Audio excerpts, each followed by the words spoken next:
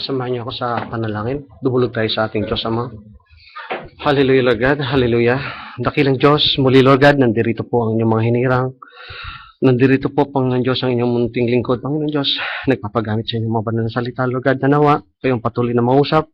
Tulungan niyo po ang bawat isa, Panginoon Diyos, na patuloy na ma-reveal sa amin, mahayag sa amin ang inyong dakilang plano para sa amin, Panginoon Diyos. Patuloy ko pang humihingi ng paggabay sa inyo. Buksan niyo po ang puso, ang isipan ng aming sarili, ang espiritual na aming mata, ang espiritual na aming tenga, ang puso namin, Panginoon Diyos, na alam po namin kayong patuloy na nangungusap, Lord God.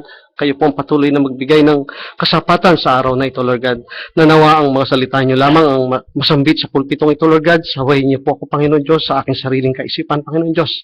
At nawa, kayo ang patuloy na mangusap sa bawat isa, Panginoon Diyos, upang ang aming buhay na ito ay maiakma namin ng eksakto sa inyong mga banal na salita, upang sa darat ng pag-agaw, Panginoon Diyos, kami po ay makakapagdesisyon, Panginoon Diyos, na sumama sa aming Panginoon Kristo. At kami po, Panginoon Diyos, ay angat patungo sa alapa po pang salubungin ng aming Panginoon Kristo. Muli, O Ama, kayo na po ang bahala sa lahat ng mga kapatiran na malalayo sa aming Panginoon Diyos, ang aming mga pamilya na malalayo sa aming Panginoon Diyos, ang lahat ng mga bahagi ng katawan ng aming Panginoon Kristo na nasa ang panig ng sulok ng mundo, Panginoon Diyos. Alam po namin, kayo po ang Diyos na may alam na lahat. Kayo po ang Diyos na makapangyarihan sa lahat at makakarating ang mga mensaheng ito at may gagamitin kayo sa bawat iglesia na hinirang sa panahon ito, Panginoon Diyos, upang mabuo ang katawan ng aming Panginoon Kristo, Lord God. Muli, kayo na po ang patuloy na mangusap, kayong patuloy na magturo, kayong patuloy na magbigay ng inyong mga banal na salita sa pagkakataong ito, Lord God. At patuloy kaming humihingi ng patnubay at paggabay.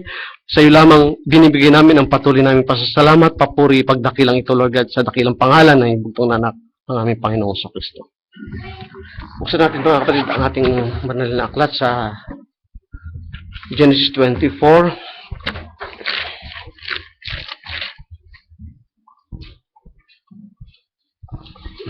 Mula sa 56 hanggang 58. At sinabi niya sa kanila, huwag niyo akong pigilin, yamang pinagpala ng Panginoon ang aking lakad. Paalamin na ninyo ako upang ako'y umuwi sa aking Panginoon. At kanilang sinabi, tatawagin namin ang dalaga at uusisain namin sa kanyang bibig. And they called Rebekah, sa 58, and said unto her, will thou go with this man? And he said, I will go. So praise God, hallelujah. Pwede na tayong mga upo, mga kapatid. Ang Diyos magpala ng kanyang mga banal na salita. Ang mensahe natin sa araw na ito, sa bigyan ng Panginoon, the time of decision. Mga kapatid, siguro sa mga Facebook na nababasa natin, nakikita natin mga pictures, mga quotes, mga story. Meron ako isang story na nabasa siguro mga a few months ago. Ito ay isang batang nagpapagupit sa barbero. Nasabi niya, nung habang naggugupit siya, sabi nung barbero, hindi ako naniniwala sa Diyos, sabi niya doon sa bata. Kasi doon sa mga nakikita niya sa paligid niya, yung mga bata na nalilimahid, yung mga bata ang lalago ng buhok, yung bata mga malnourished, mga palaboy, wala silang tahanan, wala silang nagkakalingang magulang. Asan ang Diyos? Bakit sila pinababayaan? Tapos sabi ng bata, ako man po, hindi rin naniniwala na may barbero. Sabi, bakit naman? Kasi po kung may barbero, bakit po ang lalago ng buhok ng mga batang yan? Sabi niya, kung lalapit lang naman sila sa akin, gugupitan ko sila eh.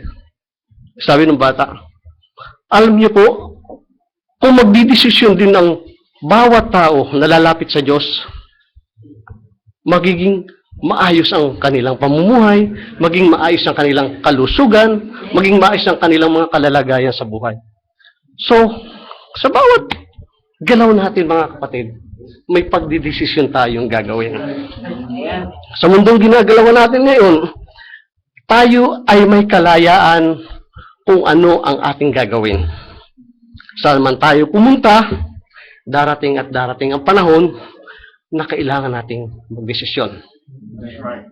Maging sa ating sarili, ano ba yung priority natin? Maging sa trabaho natin, ano ba yung dapat nating gawin? Maging sa ating mga pamilya, ano ba yung dapat nating tahakin sa buhay upang mapaayos ang pamilya natin? Sa simpleng bagay sa mundong ito, mga kapatid, malaya tayo makakapagdesisyon kung ano ang gagawin natin. Yun ang hindi sinaklawan ng Diyos sa atin. We are in a free moral agency. Maging sa Garden of Eden, malayang binigyan ng Diyos si Eva at si Adan na magpasya sa kanilang sarili upang sila ay makagawa ng ayon sa kanilang kagustuhan. Ito ay hindi sinaklaw nila. Yung pag-iisip ng tao, hindi sinaklawan ng Diyos. Malaya silang gumalaw sa paraiso ng Eden, sakdal ang kanilang kaisipan, dahil sila ay nasa presensya ng Diyos at patuloy na sumusunod sa salita ng Diyos. Subalit, binigyan sila ng isang salita, malaya kayong makakakain ng bunga ng mga punong kahoy, maliban lamang sa bunga ng punong kahoy ng mabuti at masama. At pag kinain yan, ito ay kamatayan. At nang magdesisyon si Eva, nakainin ang bunga na ikagbabawal ng Diyos, at samahan siya ni Adan sa pagkain nito, dito na dumating ang oras ng kamatayan ng sanlibutan, ng sangkatauhan. So, simula pa nung una, kahit sa Garden of Eden, kailangan may pagdesisyon na gagawin. Sila ba ay susunod sa salita ng Diyos o sila ba ay hindi susunod sa salita ng Diyos? Maging si Lucifer man, mga kapatid, at ang mga anghel na nilikha ng Diyos, binigyan sila ng Diyos ng kalayaan upang magdesisyon sa kanilang mga sarili. Hindi sila ginawang robot tulad ng mga napapag-sharingan natin. At alam natin si Lucifer, he is the anointed cherub. He is the light bearer. He is the second in command. At siya ang unang may kapamahalaan sa Garden of Eden. Kung mababasa natin yan sa Ezekiel 28:13 to 15, makikita natin yung espiritu na nandun sa kay Haring Tyros. Na inihalin tuloy siya doon sa espiritong yun, kung ano yung espiritu na yun, na masyadong mapagpataas, masyadong nagmataas yan, gusto niya ng, siya na ang pinakamataas, mas mataas pa siya kahit, siya na ang parang gusto niya siyang maging Diyos. So, si Lucifer ito, nung magdesisyon siya, nakikita niya ang Diyos, ay nakumbinsin niya ang 1/3 of an angel. At nagkaroon ng pagbabaka sa langit, mga kapatid. Kinuha ng Diyos ang liwanag kay Lucifer, at natalo si Lucifer kasama ang 1/3 na angel. At itinapon sila dito sa lupa. At dito na ngayon nagkaroon ng kadiliman ang mundong ito. Kung mababasa natin sa Genesis 1:2, the earth was without form and void, and darkness was upon the face of the deep, and the Spirit of God moved upon the face of the waters. Kaya mga kapatid, when the time of decision comes, dalawa lamang ang pagpipili na natin. Doon ba tayo sa liwanag o doon ba tayo sa dilim?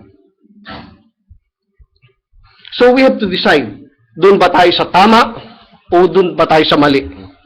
Doon ba tayo papunta sa kabuhayan o doon ba tayo pupunta sa kamatayan?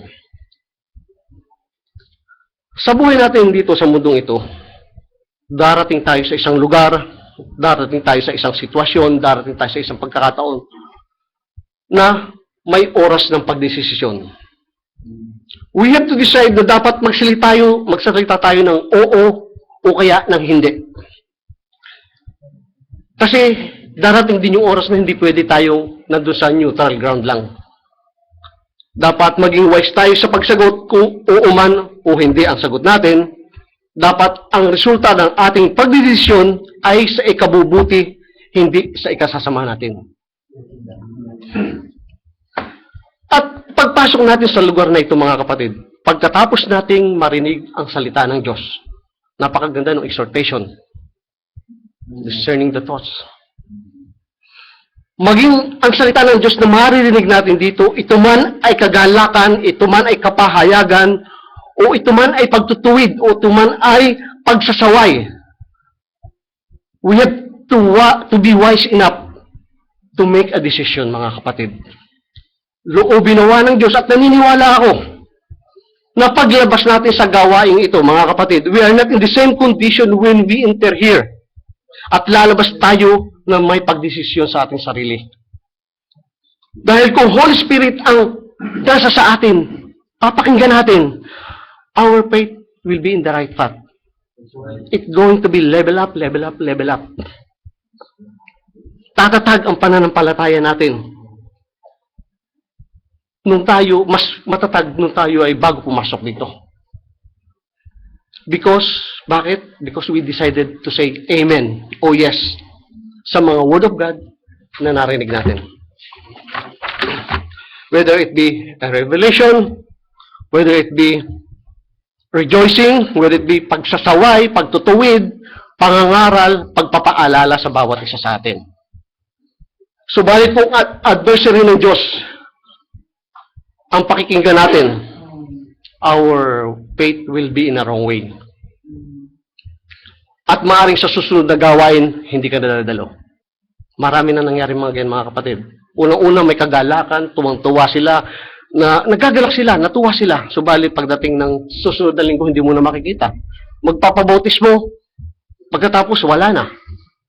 So, isa lang ibig sabihin nun, hindi talaga sila tinawag ng Diyos. So, tayo ay may pagdidesisyon na gagawin sa ating physical na buhay, lalo na sa ating spiritual na pamumuhay. We have to say yes to the Word of God, and we have to say no. Kung ito ay no, kung ito ay yes, but walang pwedeng gawin sa atin, hindi pwede tayong maging neutral. Kailangan meron tayong pupuntahan. Hindi tayo pwedeng nasa gitna lamang. Dahil ito ang isang kondisyon na ayaw ng Diyos. Ito ang kondisyon ng iglesia sa panahong ito. Maligamgam, lukewarm, ito ay hindi katanggap-tanggap sa Diyos. So sabi nga, sa Revelation 3:16, so then because thou art lukewarm, and neither cold nor hot, I will spew thee out of my mouth. So isusuka ka lang ng Diyos.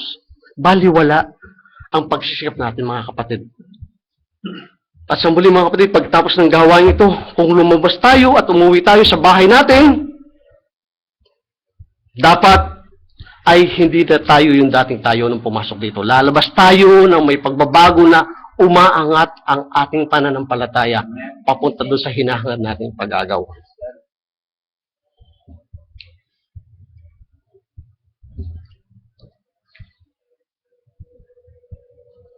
Kaya kung magsasabi man tayo ng oo o hindi, kailangan magdidesisyon tayo na may gagawin tayo. Hindi po pwede na oo tayo, wala naman tayong ginagawa. Anong benefit ang makukuha natin doon? Hindi lamang sa salita natin sasabihin na oo o hindi, kundi gagawin natin kung ano yung sinasabi ng salita ng Diyos. At sa ating mga Kristiyano, dapat ang oo natin ay oo, ang hindi natin ay hindi, dahil ang labas doon ay saan galing? Sabi nga sa Matthew 5:37, but let your communication be ye, ye, nay, nay, for whatsoever is more than this cometh of evil. So, hindi sa Diyos yung galing yan. So, dapat, kung anong oo natin ay oo, hindi natin ay hindi, pagdating sa salita ng Diyos, kung paano humawak ang mga apostol at naging mainit sa salita ng Diyos, dapat ganoon din tayo. Kasi doon tayo ibinabalik. At ang pananampalatayang mainit ng hinirang sa bawat iglesia ng Diyos, dapat ganoon din ang mangyari sa atin dahil tayo ay bahagi ng katawan ng ating Panginoon sa Kristo. Sa kada panahon, at ito yung final na iglesia na kinukuha na, bubuuin na ang bawat bahagi ng katawan ng ating Panginoon sa Kristo. At alam natin, mga kapatid, hayag na sa atin ang salita ng Diyos. At kung tayo magsasalita ng no, sisiguruduhin natin ang inaayawan natin ay yung salita ng dyablo. hindi ang salita ng Diyos. So, bawat paglayo natin, pag-no natin sa salita ng Diyos, pag sinasabi na, dapat tayo ay magtipon-tipon, dapat tayo ay magbahagi na ng salita ng Diyos, mag-sharing tayo, magsama-sama tayo sa salita ng Diyos, hindi tayo nagsasama-sama sa salita ng sanlibutan ito. Dahil gusto ng Diyos na nakikita natin na malapit na. Subalit, anong ginagawa natin? Tayo ba ay nagsasalo-salo sa salita ng Diyos o tayo ba ay nagiging lukewarm sa pananampalatayang tinanggap natin? So mga kapatid, ang pananampalataya na pinaunawa sa atin, hindi okay-okay lang. Hindi basta-basta lang dahil ito ay may kaakibat na responsibilidad. Being a true born-again Christian, kailangan manindigan tayo sa ating oo at hindi. Ipaglaban natin ang salita ng Diyos. Ipakita natin kung ano yung tunay na Kristiyano.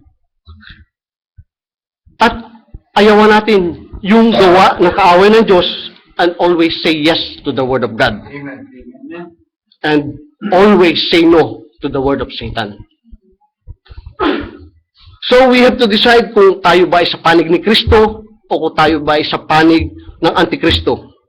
At kung tayo makapag-desisyon na, stay put kung ano yung desisyon na ginawa mo. At alam natin kung tayo ay hinirang ng Diyos, tayo ay sigurado ng pupunin ng ating Panginoon.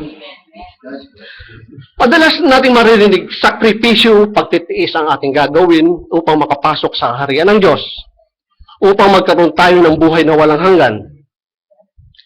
Subalit mga kapatid, sa pagpasok sa kaharian ni Satanas, upang mapunta o makasama ka sa lake of fire, ito man ay sakripisyo at may paghihirap din. Dahil you have to sacrifice the Word of God, lalabanan at lalabanan mo ito. I-reject at i-reject mo ang salita ng Diyos. Instead na pagkain ang bibilhin mo, anong bibilhin mo? Alak, sigarilyo, droga. At instead na kasama mo ang pamilya mo, maaaring kasama mo yung babae mo. Maaaring na doon ka sa inuman. Maaaring na doon ka sa sugalan. So, makita natin. Sa pagdidesisyon na gagawin natin, dapat maging tama ang ating desisyon. At maging tama lang ang ating desisyon kung yung tama ang sasamahan natin mga kapatid. At wala mong ibang tama kundi ang salita ng Diyos. Kaya nga yung thought nga na sinasabi nga kanina, paano ba natin malalaman kung yung thought na yun ay galing sa Diyos o sa Diablo? Kung ito ay ayon sa salita ng Diyos. And alam natin si Jesus Christ, He's the Word of God. And sabi nga ng Panginoon sa Kristo, I am the way, the truth, and the life. No one cometh to the Father except by me. So marami ang gumawa ng paraan, subalit hindi sila makakarating doon sa ininanais nilang paggagaw kung mali ang kanilang dadaanan. Walang ibang daan kundi ang ating Panginoon sa Kristo. He is the Word of God. At ang Word of God at ang Diyos ay hindi naghihiwalayan. So, kung babalikan natin ang Genesis mga kapatid, dahil sa maling desisyon ni Eva at ni Adan, dumaranas tayo ngayon ng paghihirap, ng kamatayan hanggang sa ngayon. Subalit, napakabiyaya ng ating Diyos na buhay. Dahil may plano siya para sa kaligtasan ng bawat isa sa atin. Sabi nga doon sa 1 Corinthians 15:22, for all in Adam all die, even so in Christ shall all be made alive. Kung paano napunta tayong lahat sa kamatayan, dahil sa unang Adan, ay mapupunta naman tayo sa eternal na kabuhayan dahil sa ikalawang Adan. And that will be Jesus Christ. Kaya, mayroon tayong Old Testament at mayroon tayong New Testament. Inilahad ng Diyos ang kanyang plano para sa kanyang mga hinirang, para sa kanyang mga anak. Tipo at larawan ang Old Testament sa darating na panahon. Paghahayag at kaganapan ang New Testament para sa atin sa huling panahong ito. At kailangan lamang nating marinig ang mensahe na galing sa ating Amang Diyos sa pamamagitan ng kanyang lingkod na propeta. Subalit kailangan tayo ay magdidesisyon sa oras na dumating sa atin ang mensahe ng Diyos at ang desisyon natin dapat ay magiging tama. Ito ay dapat eksakto sa salita ng Diyos. So kung babasahin natin sa Genesis 24, ito ay naglalahad ng paghahanap ni Abraham ng asawa kay Isaac at ang ginamit niyang servant niya upang maghanap ay si Eleazar. So, kung mabasahin natin sa Genesis 24, 1-4, and Abraham was old and well stricken in age, and the Lord had blessed Abraham in all things. And Abraham said unto his eldest servant of his house, that ruled over all that he had, put, I pray thee, thy hand under my thigh, and I will make thee swear by the Lord, the God of heaven and the God of the earth, that thou shalt not take a wife unto my son of the daughters of the Canaanites, among whom I dwell, but thou shalt go unto my country, unto my kindred, and to take a wife unto my son Isaac. Pansin natin mga kapatid, matanda na si Abraham. Alam natin na ang lalaki ang nagdadala ng binhi. So kailangan niya na magkaroon ng asawa si Isaac. Kasi kailangan magpatuloy ang lahi upang magganap ang kalooban ng Diyos. At oras na upang magpasya si Abraham, kailangan ng asawa ni Isaac. At kailangan ang maging asawa niya ay kamag-anak. Kailangan katulad din nila na believer. Kailangan nasa lahi nila, nasa ang kanila. At sa ating mga mananampalataya, mga kapatid, lalo na sa may mga anak, katulad ko, alam natin na ang salita ng Diyos at dapat magkaroon din tayo ng tamang desisyon na katulad ng ginagawa ni Abraham. Dapat ang maging asawa ng ating mga anak ay mga mananampalataya din. At ito'y nakita natin sa ating mga nakatatandang kapatid na napakaganda ng resulta. At sa ating mga kapatiran na wala pang asawa, ito ay isang advice lang naman mga kapatid. Dahil alam na natin ang salita ng Diyos, the time of decision will soon come into your life. Dapat maging wise tayo. Hindi tayo dapat maging foolish sa pagpili ng ating magiging asawa. So makita natin sa buong chapter 24 ng Genesis, ang story ni Abraham being the type of God looking for a servant to go and find a bride for his son. So si Abraham, ang pinili niya ay si Eleazar, his eldest servant to meet all the requirements. He meets all the requirements and very trustworthy and model servant. At yun ang isinugo niya dahil alam niya susunod siya doon sa inuutos niya. Nangako siya at doon lang siya kukuha ng mapapangasawa ng kanyang anak. And that's what the father doing nowadays. He has to send his servant dahil kailangan mabuo ang katawan ng ating Panginoon sa Kristo upang maganap ang nalalapit na pag-agaw. God always looking for a messenger that will move when His Spirit moves, anywhere that He may send him, and we are blessed that we meet this servant of God, this prophet of this end time, malapit sa fountain of life. Marami kasi kayo nagsasabi mga kapatid, sugo sila ng Diyos, manggagawa sila ng Diyos, pero mas gusto nila pumunta doon sa mararaming mga kongregasyon. Instead, it is a calling, ang nakikita natin, nagiging profession yung pagbabahagi ng salita ng Diyos. Dahil alam natin, yung mga tithes and offering, mas gusto nila, sikat sila, but the messenger of God, he is very humble, pupunta lamang siya doon sa sinabi ng kanyang Panginoon. At sa panahon natin, nung isugo ng Diyos ang kanyang servant, the prophet of Malachi 4, 5, and 6, the prophet of this end time, to go and take the message to the bride for his son, tayo ba ay isa sa nakarinig ng message ng Father God? Praise God! Narinig natin, dahil kung hindi natin narinig, wala sana tayo sa lugar na ito. At doon tayo sa ibang gawain na ang turo ay katuruan na galing sa tao. O kaya ay magiging busy tayo sa gawa ng sanlibutan ito. At kung bawasan natin, the following verse, sabi niya doon sa 24:7, the Lord God of heaven, which took me from my father's house and from the land of my kindred, and which spake unto me, and that sware unto me, saying, unto thy seed will I give this land, he shall send his angel before thee, and thou shalt take a wife unto my son from thence. And if the woman will not be willing to follow thee, then thou shalt be cleared from this my oath.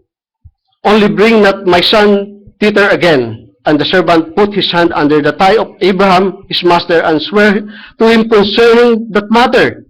And the servant took 10 camels of the camel of his master, and departed, for all the goods of his master were in his hand, and he arose and went to Mesopotamia, unto the city of Nahor. So, ang messenger na ito, he is very confident enough, dahil ang angel is with him.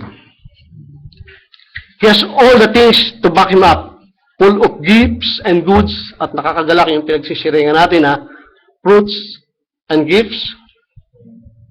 Amen. 10 camel load of goods, at saka siya lumakad nung talagang nandun na sa kanya lahat yung para ibigay do sa asawa. And he is ready to give all these goods to the bride chosen by God.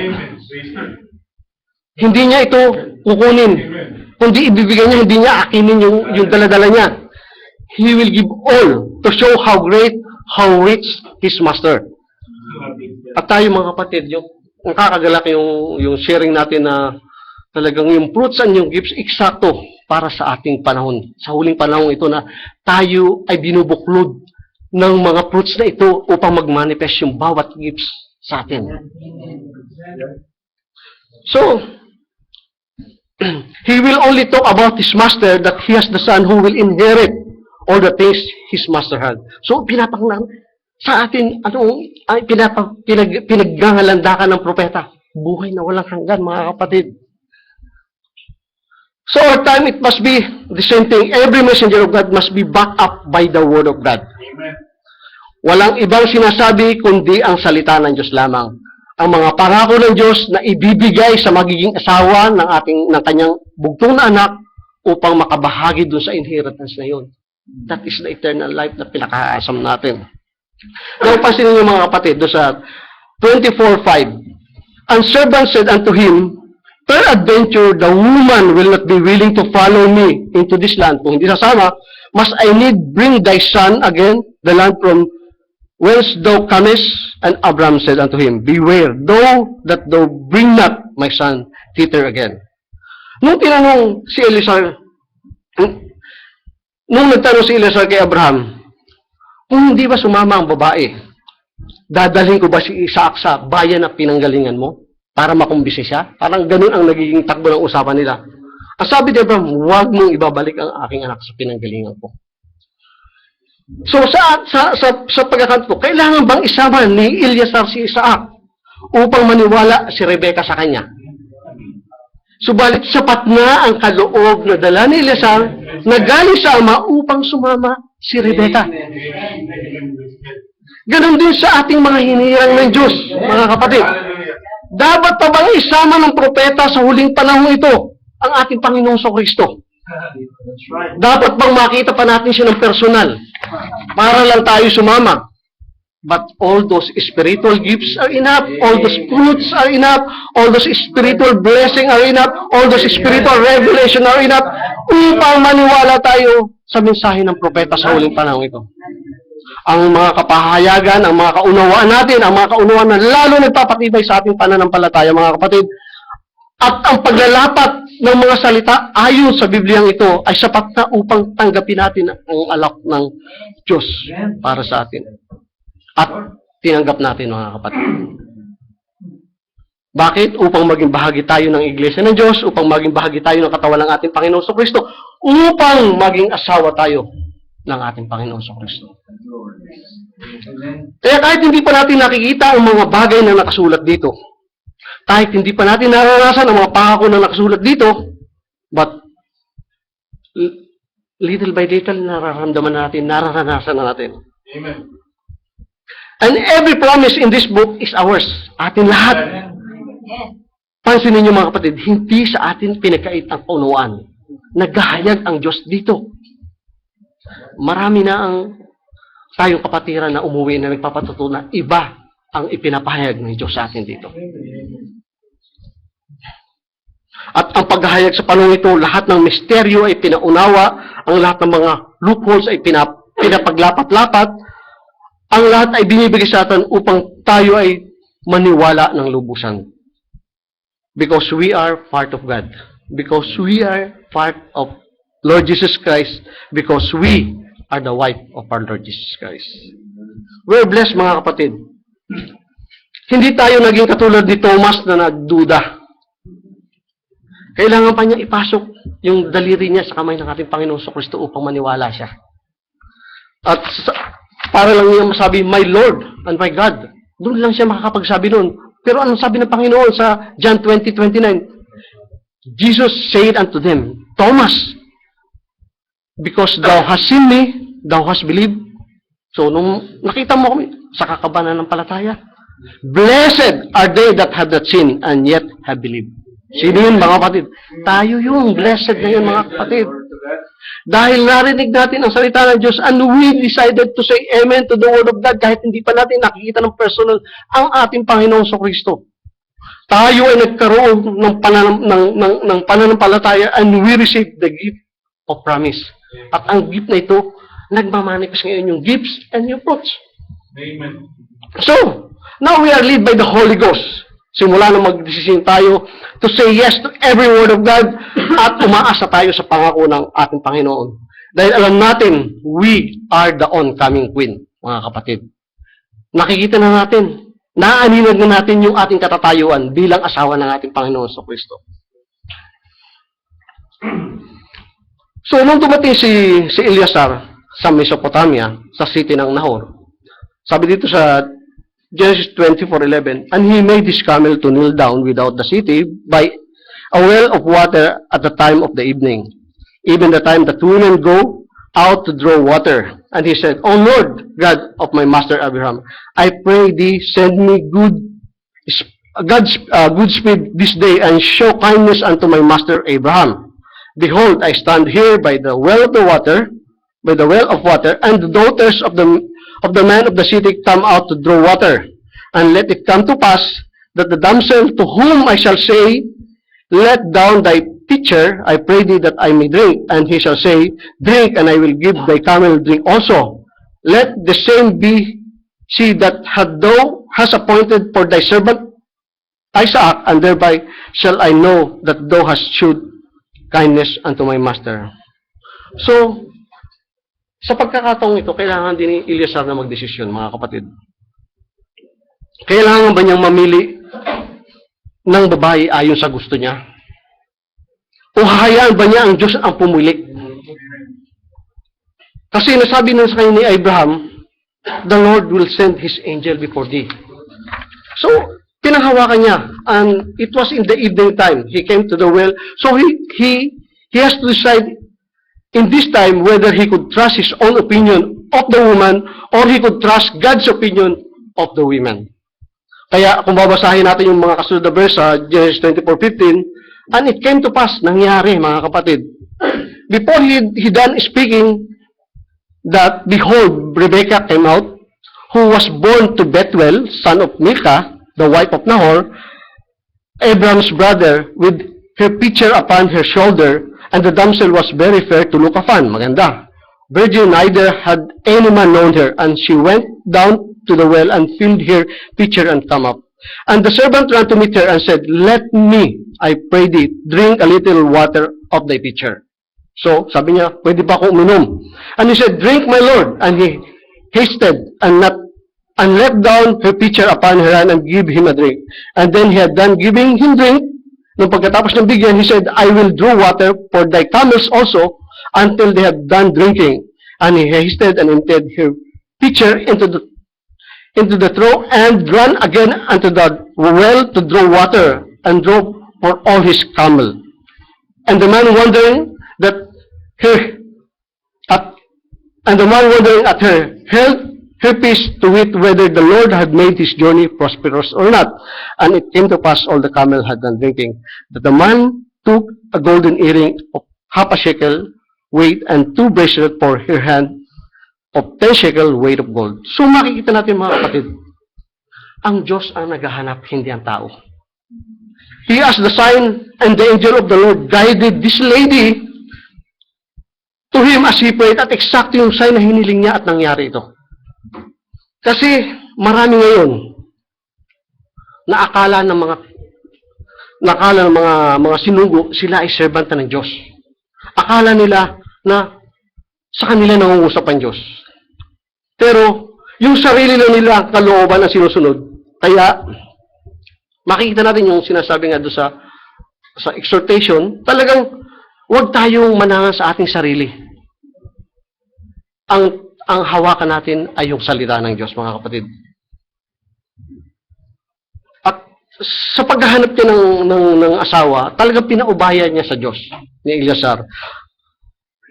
Dahil marami ang servant of God na ang akala makikita nila ang bride of Christ sa mga sikat na iglesia, sa mga matatalinong preacher sa kongregasyon, at magagandang mga painted Jezebel church. Doon nyo makikita ang church. Dahil sa kanilang katalinuhan, dahil sa kanilang sariling kapasyahan, hindi nagiging tama yung kanilang direksyon. At ito ang resulta ng pagkakagulo ng mga iglesia. Kaya meron silang mga sariling mensahe na hindi galing sa Diyos. So, let God decide for us, mga kapatid. Let God speak for us. Let God take the decision para maging tama ang desisyon at tama ang direksyon na ating tatahakin. Huwag nating pairalin ang ating sariling kalooban. Huwag nating sabihin, ito ang tama para sa Panginoong Hesus, ito ang kalooban ng Panginoon, ito ang tama para sa akin, ipinag-pray ko na ito, ipinag-fasting ko na to, but always ask the sign. Kailangan tayo maging tama sa Panginoon sa Kristo. Tayo ang maging dapat tama sa Panginoon sa Kristo. Huwag tayong gumawa ng sarili nating daan. Always ask the sign. At ang sign na dapat nating makukuha ay, ito ay linyado sa salita ng Diyos. At ganun ang ginawa ni Eleazar. Let the God decide and ask for the sign. And if the woman give her the water, so as for his camel, he's the one that God leads to him. So when you let God moves on you, his angel will be there ahead of you to clear all the way, mga kapatid. So everything will be run smoothly without any problem as you have prayed and asked for. So walang magiging problema kung patuloy nating ipapaubaya ang ating mga sariling kapasyahan, ang ating sariling pagdedesisyon sa ating Diyos na buhay. So, ano naman ang mangyari, mga kapatid, sa mundong ito, it is not by chance. And it was about a time that Rebecca had to make a decision to come to the water of life at that evening time.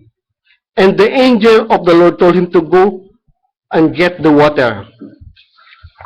Eksakto sa takdang panahon, doon siya pumunta. Because the angel of the Lord is revealing to Rebecca, moving supernaturally. Nililigawan na agad niya si Rebecca to come to the water of life. So Eleazar wait until Rebecca do all the sign. He is asking from the Lord. And without a word, she told that wala na siyang tanong-tanong. Nung hininga siya ng tubig, nagbigay siya ng tubig. Hindi pa siya nagsasalita. Hindi pa, pagkatapos, sabi niya, papainumin ko rin ang iyong mga camel. So, the word settled. So, sabi niya, nangyayari na. So, parati nating tandaan, mga kapatid, sa ating mananampalataya, we have to work out our salvation. Pagtatrabahuhan natin ang ating kaligtasan, mga kapatid. Tulad ni Rebecca, she done all the works with gladness and with joy. May kagalakan siya na ginagawa ang mga bagay na ito. Hindi nga siya nagtanong, babayaran ba ako nito? O, Eleazar, babayaran mo pa ako, papainumin kita. O kaya sasabihin niya doon sa kay Eleazar na, ang dami mong kasama, pwede ba tulungan mo ako? Patulungan mo naman yung mga kasama mo sa akin para painumin. 10 kamelyo yung papainumin mo. Ay, isang kamelyo, ilang timbang tubig ang kaya niyang ubusin. Napakarami, mga kapatid. Kaya hindi biro yung ginawa ni Rebecca. Makikita natin, mga kapatid, why did Rebecca make that sudden move? Why did she go to the water of life so quickly? Bakit sa kanya nangusap ang angel of the Lord? Ano ang sabi? Ang bilin kasi ni Abraham, doon kukuha sa kanya kamag-anak. Because she has a blood relation with Isaac. Ang father niya, na si Abraham, is the brother of his grandfather, Nahor. Ngayon mga kapatid, ang bawat isa sa atin ay may kanya-kanyang kwento ng pagtawag sa atin. At alam natin, our Father, God is omniscient. He knows what is in our heart. Now, it is the type of the church today, in this evening time of chaos and disorder, mga kapatid, the bride of Christ coming out from every denominational teaching. Sabi nga doon sa Matthew 25:6, and at midnight there was a cry made, behold, the bridegroom cometh, go ye out to meet him. So tayo yung nakarinig na mensahe sa kadiliman ng gabi, sa kadiliman ng katuruan sa mundong ito, mga kapatid. At sinasabi nga sa Revelation, ano yung bakit tayo pinalalabas?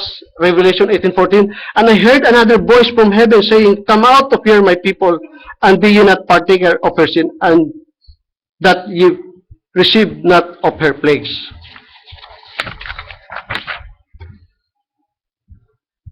Noong marinig natin ang salita ng Diyos, mga kapatid, nagkaroon tayo ng pagkauhaw sa Kanya, nililigawan tayo ng salita ng Diyos.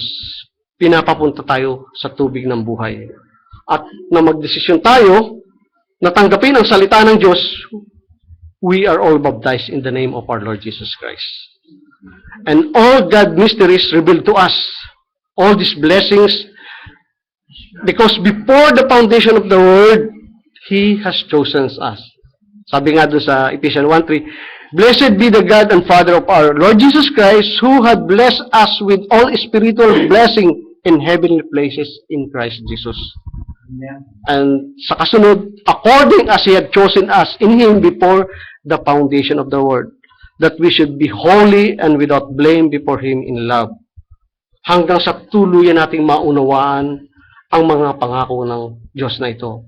Ang lahat ng mga spiritual blessing ay nahayag sa atin, mga kapatid. Kaya totally, we surrender sa Kanya. Because we have the seed word na nasa puso natin. Kaya naman, we are blood related to Christ. Kasi meron tayong seed word. Kasi seed, siya yung born again ng Diyos eh. So kaya, nilinis tayo ng dugo ng ating Panginoon Kristo. Inako niya lahat ang parusa para sa atin upang umusbong at yumabong ang salita ng Diyos sa atin. Ano sabi sa Isaiah 53:5? But He was wounded for our transgression. He was bruised for our iniquities.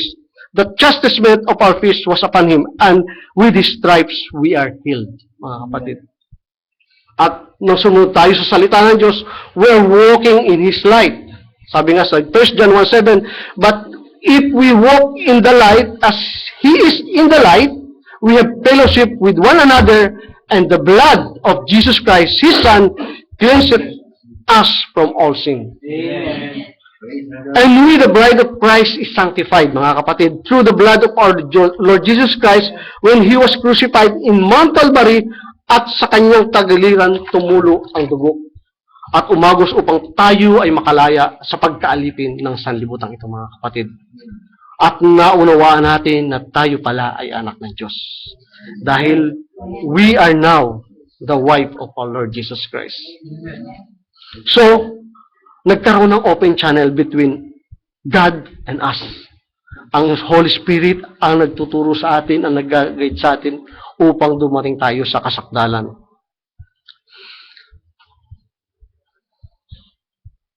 At pinare-remind lahat sa atin ang mga silira ng ating Panginoon sa Kristo na merong magaganap na pag-agaw, mga kapatid. At ibabalik tayo sa dating kinilalagyan natin sa presensya ng ating Amang nasa langit. Kaya naman, noong tayo ay makaunawa ng kaligtasan ito, we are groaning for our Lord Jesus Christ to come. Sabi nga sa Revelation 22:20, sa last part na, He which testified these things saith, surely I come quickly. Amen. Even so, come, Lord Jesus.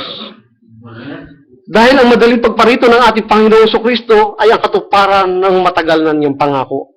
Ang pinakakaasam natin mangyari upang tayo ay mabihisan ng katawang hindi nasisira, mga kapatid, at makamit natin ang buhay na walang hanggan. Kaya mga kapatid, sa panahon ito, pinalalagyan natin, napaka-importante na meron tayong marinig na mensahe. At ang mensahe na ito ay dapat galing sa propeta. At ang propetang ito dapat ay propeta ng Diyos. Dapat lahat biblikal ang ipapahayag niyang mga mensahe. At kung ito ay biblikal, dapat ito ay tanggapin natin. Papasukin natin sa ating bahay, bigyan natin ng matutuluyan ang propetang ito, tulad ng ginawa ni Rebecca at ng kanyang pamilya. Sabi nga dito sa Genesis 24:25, he said moreover unto him, we had what straw and provender enough and room to lodge in. And the damsel ran and told him of her mother's house these things. And Rebekah had a brother, and his name was Laban. And Laban ran out unto the man, unto the well. And it came to pass, when he saw the earring and bracelet upon his sister's hand, and when he heard the words of Rebekah his sister, saying, Thus spake the man unto me, and he came unto the man, and behold, he stood by the camel at the well. And he said, Come in, thou blessed of the Lord, wherefore stand down without, for I prepared the house and the room for the camel. Kaya nung tanggapin ni Rebekah ang kaloob ng mensahero, at sabihin niya na mayroong lugar at pagkain para sa kanya, at imbitahan ng kanyang kapatid sa kanilang bahay, the blessing ay hindi lamang para kay Rebekah, mga kapatid, kundi para din sa kanyang pamilya. Tingnan nyo sa Genesis 24:53 yung, and the servant brought forth jewels of silver and jewels of gold and raiment, and give them to Rebekah. He gave also to her brother and to her mother precious things. So hindi lang ang nakinabang o ang nagkaroon ng kaloob ay si Rebekah, kundi pati yung mga pamilya niya. So sa ating mga nakatanggap ng mensahe sa huling panahon ito, nung ating tanggapin ang mensahe, hindi lamang tayo ang nakatanggap, mga kapatid, ng blessing ng kaligtasan ito. Maging ang ating pamilya. Sino ba ang unang nabagihan na natin? Si ba ating mga asawa, ang ating mga magulang, ang ating mga anak? So, our house will be saved. But we have to come to a decision to fully accept the word of salvation. Kailangan tanggapin natin. Pag narinig natin ang salita ng Diyos, we have to decide. Tatanggapin ba natin o hindi? So, kaya nung tanong si Rebekah ng kanyang pamilya, sa Genesis 25:58, and they called Rebekah and said unto her, Will thou go with this man? And he said, I will go. At ito ay tipo-tipo, mga kapatid, sa panahon natin. The end-time messenger given all the gifts and fruits to us. For our perfection, there is a meeting in the air. Are you ready to go, Rebekah of this end time? Amen? We're ready? Yes. This is the time of our decision. We are ready. I am ready to go up. We are ready to go up. To meet our Lord Jesus Christ in the air. Mga kapatid, wala nang makapipigil sa atin upang tayo'y manatili pa sa mundong ito. Maaaring pipilitin na pigilan tayo ng ating mga magulang, ng ating mga kapatid sa laman, tulad ng pagpigil kay Rebekah ng kanyang mga magulang. Maaaring pipigilin tayo ng ating mga kaibigan. Maaaring pipigilan tayo ng ating mga kayamanan sa sanlibutan ito.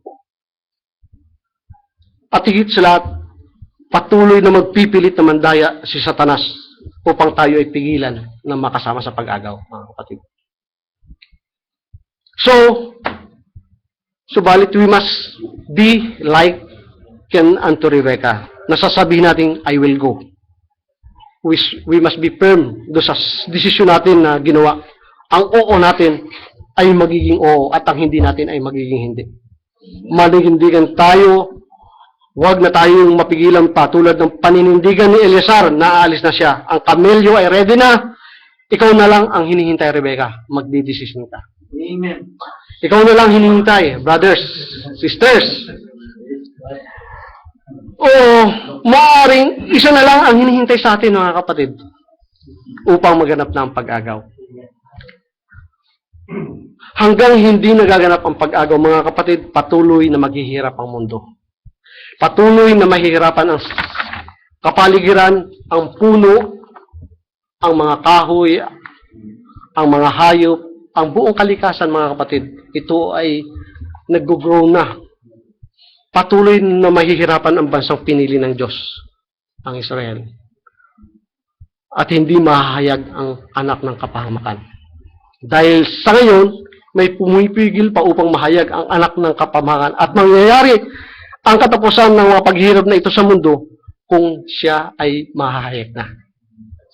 So, sabi nga sa Thessalonian 2:5, hindi ba ginyo naalala nang ako'y kasama nyo pa, sabi ni Apostol Pablo, ay sinabi ko sa inyo ang bagay na ito. At ngayon, nalalaman ninyo sa 6, ang nakapipigil upang siya'y mahayag sa kanyang talagang kapanahunan, sapagkat ang hiwaga ng kasamaan ay gumagawa na, lamang ay may pumipigil ngayon hanggang sa alisin ito.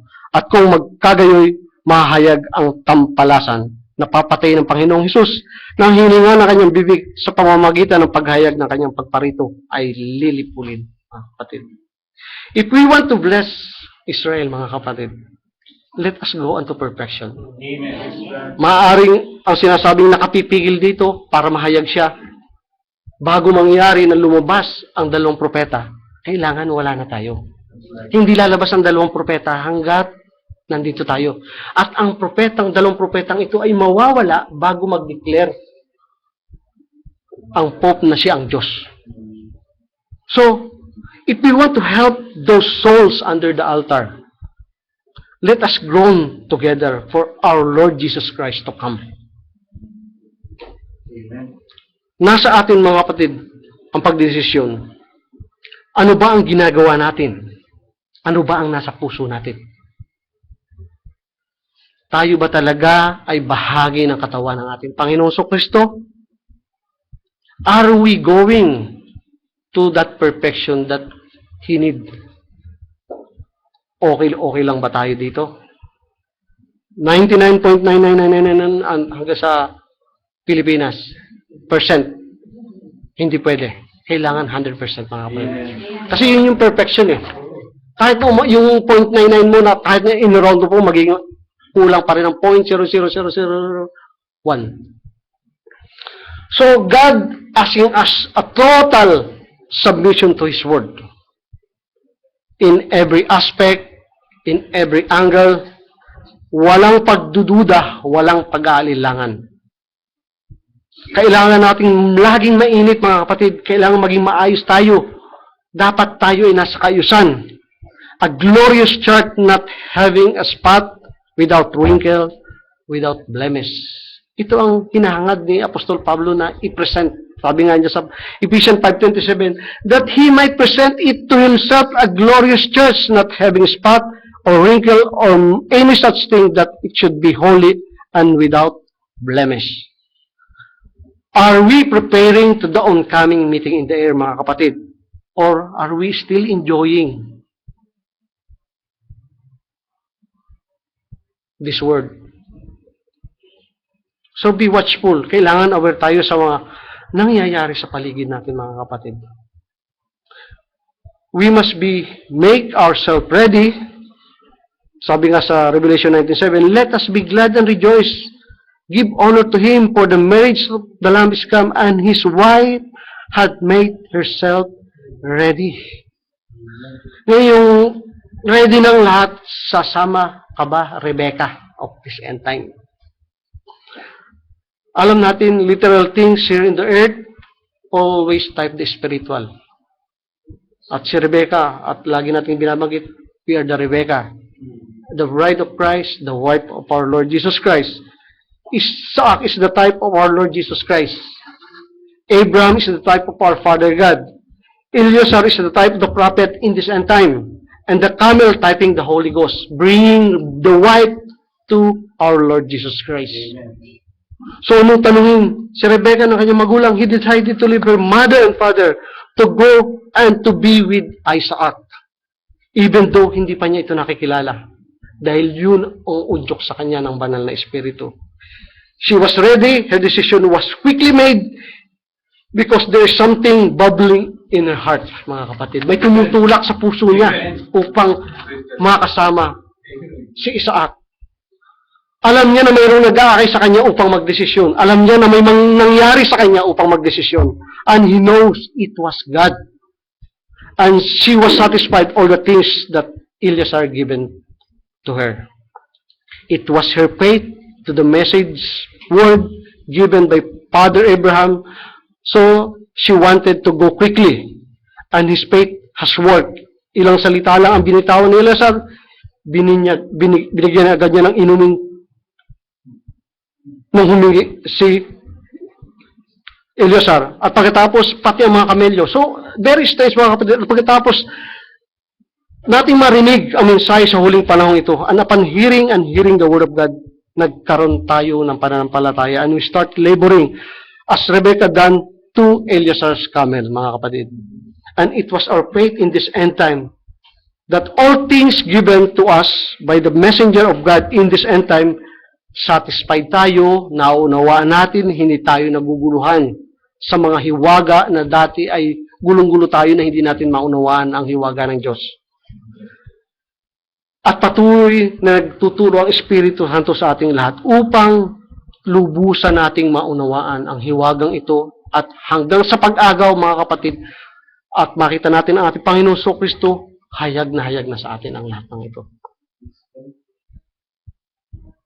That there is a Son na naghihintay sa atin in the mid yonder. We got all the gifts and the Father's God sent to us to meet His Son, Jesus Christ. So, put on your garment, mga kapatid. Put the whole armor of God until we came in the unity of faith na hindi na kayang liligin ng sinuman, na hindi na kayang ligligin ng anuman, mga kapatid. Hanggang tayo ay magtagumpay sa labanang ito, hanggang ma-overcome natin ang lahat ng mga bagay dito sa mundo, ang labanang ito ay matatapos dahil tayo ay gabay ng Espiritu Santo. Until that our armor of God turn into a very fine linen, clean and white. Ano sabi sa Revelation 19:8? And to her was granted that she should be arrayed in fine linen, clean and white, for the fine linen is the righteousness of the saint, mga kapatid. So we, Rebecca of this end time, put on your garment so that the church could make only the right decision quickly. Rebecca of this end time, climb up on the camel of Holy Spirit revelation. Maaring isa o dalawa sa atin, hindi pa nakakapagsuot, maaring ito'y hawak-hawak pa natin, subalit hindi pa natin naisusuot, mas magandang tingnan, mga kapatid, ang damit kung ito ay suot-suot. Kung ito ay nakasabit lang sa ating mga kamay, what is the use of the clothes? Di ba walang halaga at walang maka-appreciate ng mga kagandahan ng damit na ito. Tulad ng salita ng Diyos, kung di mo ito suot-suot, ano ang silbi sa buhay mo? Kung ito ay di mo naipamumuhay, ano ang halaga nito sa buhay mo? So, power and authority ay nasa church. So, we have to go unto perfection and we have to meet in one common ground. That is the Word of God manifesting in our life. Hindi lang narinig natin, mga kapatid. Hindi lang tayo nag-decide na oo o hindi. Kundi ginagawa natin yung inuuha natin o ginagawa natin yung hinindihan natin. Church, we have to decide quickly. Do we have the faith? Check ba yun? Do we have the virtue? Check. Do we have the knowledge? Check. Do we have the temperance? Yung sinasabi nga ng ating kapatid? Check. Do we have the patience? Check. Do we have the godliness? Check. Is brotherly kindness abundant in our heart? Check. To come unto perfection of charity? Check. So that love of God controlling our life? Check. Amen. In this evening of word, chaos and suffering, tulad noong pang nakaraang sharing natin, mga kapatid, lagi nating tandaan yung meeting place natin bago mangyari ang pag-agaw. Alam mo ba ang meeting place natin? Amen. Amen. If you think you have eternal life, kung hindi nyo alam ang meeting place, search the scripture. Amen. If you think you are the part of body of our Lord Jesus Christ, search the scripture. If you think that we are the wife of our Lord Jesus Christ, search the scripture, mga kapatid. And, not searching only, manifest it. Amen. Dahil sa pagiging unaware natin, maaring tayo ang nagiging dahilan ng pag-antala, ng pag-alis natin sa mundo upang salubungin ng ating Panginoong Kristo sa alapaap. So mga Rebecca, ano ang mga ginagawa natin? Sabi nga sa sharing at sa pulpitong ito, halos lahat ng message na i-deliver na. It is the time for the manifestation unto perfection. Dapat tayo yung letrang lumalakad sa sanlibutan ito. Nakikita sa buhay natin ang pagiging Kristiyano, lalo na dapat makita sa atin ang pagiging asawa ng ating Panginoon sa Kristo. Tayo yung asin ng sanlibutan. Kung wala ng alat ito, walang silbi ang asin, mga kapatid. Tayo yung ilaw na nagliliwanag sa sanlibutan. Ay kung tayo madaig ng kadiliman, wala tayong silbi, mga kapatid. At dapat sa panahon ito ay isa ang pag-iisip natin. Let us come unto the unity of our faith. Wala na tayong ako. Wala na tayong iyo. Wala na tayong akin. Wala na tayong kanya. Kundi dapat tayo ay sa Panginoong Kristo. We must have the mind of Christ, mga kapatid. Dapat sama-sama tayo, mag-alalayan, magpalakasan, magdamayan, magpaalalahanan, magkatuwiranan ayon sa salita ng Diyos.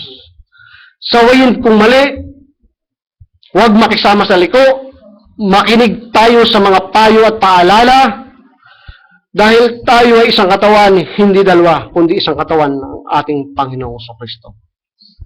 Sabi nga sa 1 Corinthians 12:13, for by one Spirit, we are all baptized into one body, whether we be Jews or Gentile, whether be bonds or free, and have been all made to drink into one Spirit.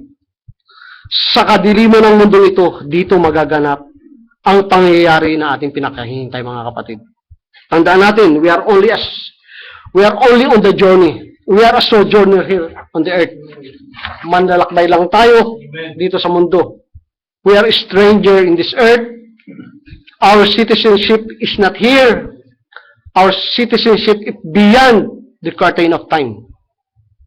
Pansinin nyo, it was in the eventide, dakong hapon, when Isaac had wandered into the field to meditate. And when he saw the camel, he knew his loved one coming. He knew his wife is coming because the Holy Spirit leading her to him.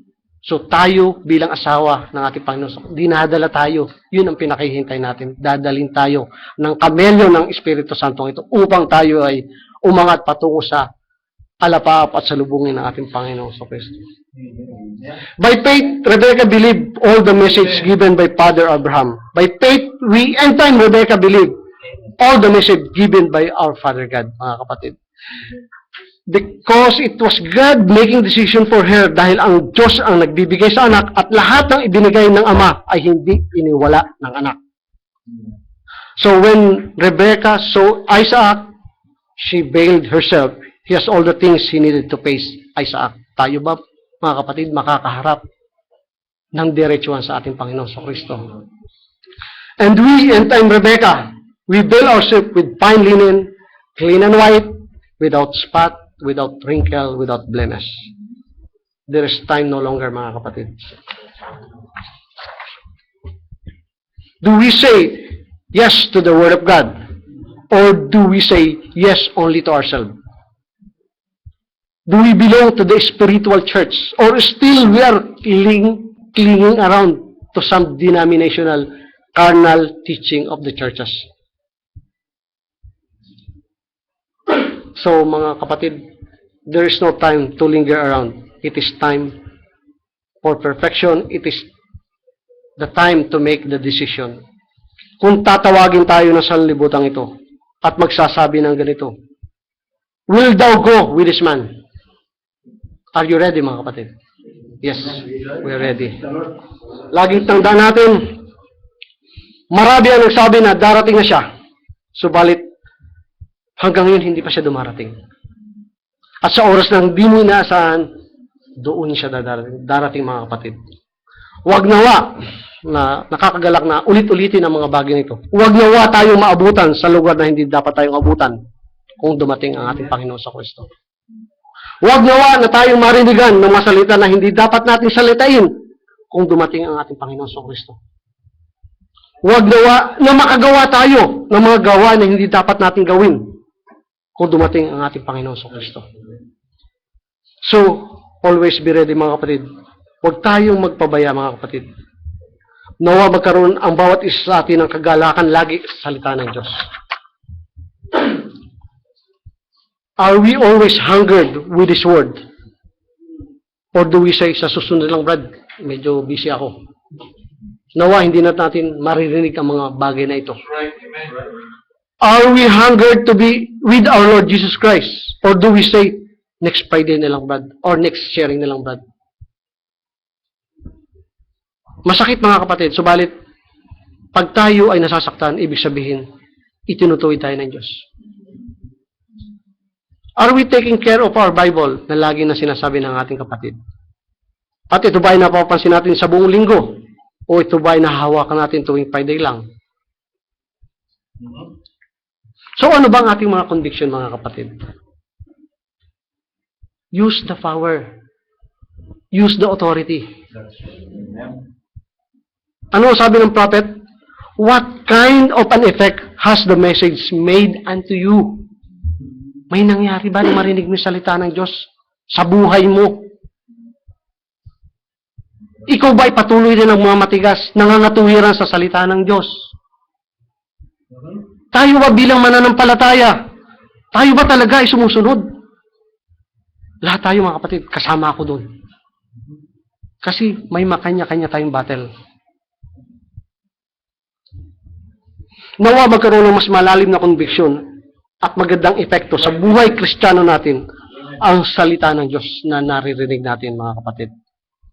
Maging ito man ay dito sa pulpito, sa sharing, sa mga meditation song, sa mga messages, sa testimony.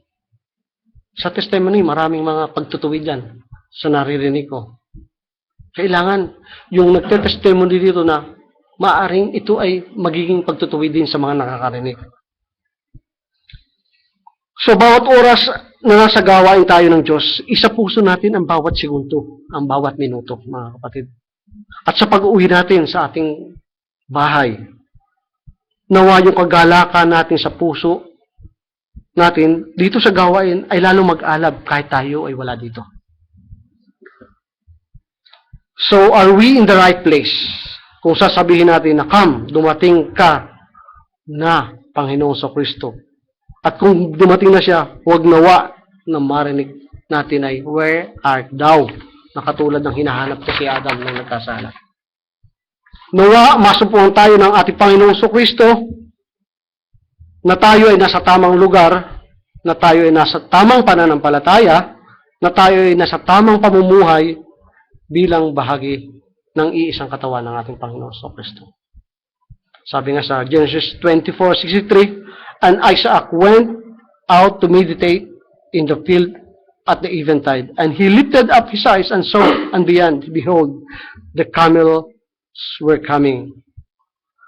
And I believe in my heart, mga kapatid, that Jesus Christ is already left the Father's house and on his way to this earth.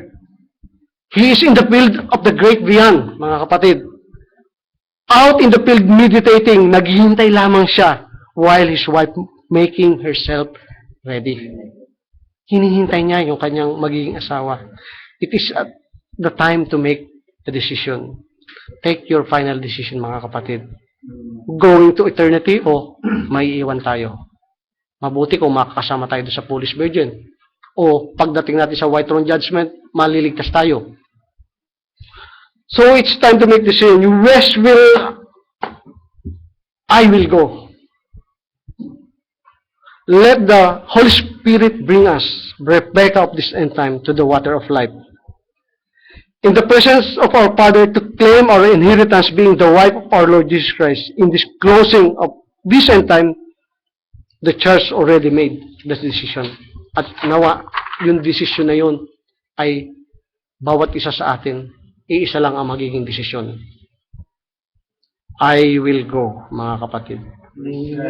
And Rebecca sa Genesis 24:64, and Rebecca lifted up her eyes, and when he saw Isaac, she lighted up the camel.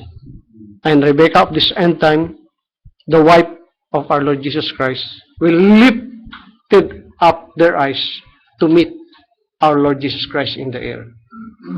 So the grace of our Lord Jesus Christ be with you all. Amen? So, highest praise, honor, and glory to our Father God. At hanggang dito lang mga kapatid, let us go unto perfection. Let us manifest the power and authority given to the church. Nanawa, lahat tayo mga kapatid, walang maiiwan, maging ating mga pamilya. Ito ang patuloy na dalangin ng bawat isa at maging ako man, nawa, lahat tayo ay aangat patungo sa kalangitan ito, sa mid-air upang salubungin natin ang ating Panginoon sa alapaapos. Supurihin ng Diyos. Salamat sa Panginoon sa Kristo.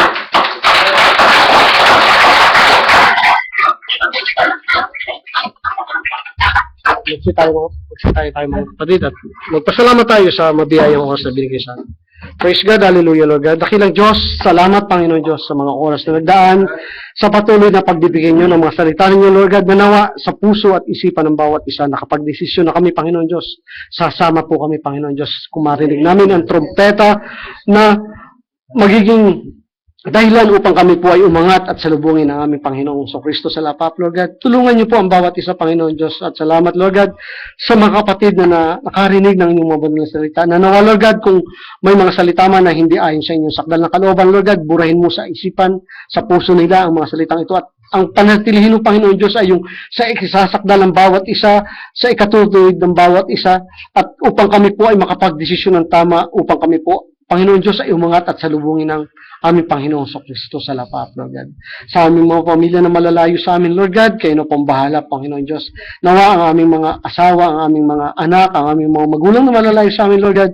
Alam niyo po ang pangangailangan ng bawat isa. Unang-una sa spiritual na pangangailangan, Lord God. Na nawa, Lord God, sila man ay magkaroon ng desisyon na sasama, Panginoon Diyos, kung dumating man ang aming Panginoong Kristo sa lapap, Panginoon Diyos, upang salubungin namin, Panginoon Diyos.